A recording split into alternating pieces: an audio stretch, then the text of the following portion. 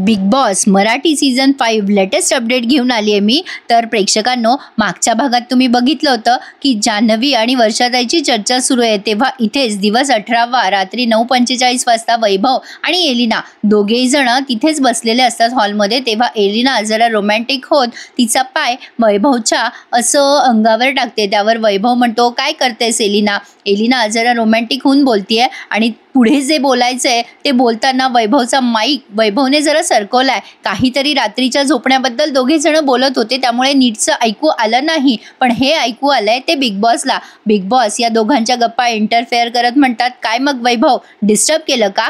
वैभव म्हणतो, अरे नाही बिग बॉस, ते माईक ॲक्च्युली एलिना आता गोड लाजते. बिग बॉस म्हणतात, वैभव मला सगळ्या गप्पा ऐकू येतात. त्यावर वैभव म्हणतो, नाही बिग बॉस, तसं काही नाही आहे. बिग बॉस म्हणतात, चला तुम्हाला जरा जास्तीच डिस्टर्ब केलं, पण सगळ्यांना आता लिव्हिंग एरियामध्ये जमा करा. आता वैभव हसतो आणि मग आता सगळ्यांना लिव्हिंग एरियामध्ये जमा करण्यासाठी पुढे सरसावतो. सगळेजण लिव्हिंग एरियामध्ये जमलेत. बिग बॉसने त्यांचे पुढचे तास देण्यासाठी सगळ्यांना जमा केलाय, पण आता बिग बॉसने आधी आल्या आल्या पुन्हा एकदा टोमणा मारलाय वैभवला. काय मग वैभव, मला सगळ्या गप्पा ऐकू येतात बरं का? एलिना आणि वैभव दोघेही गोड लाजतात.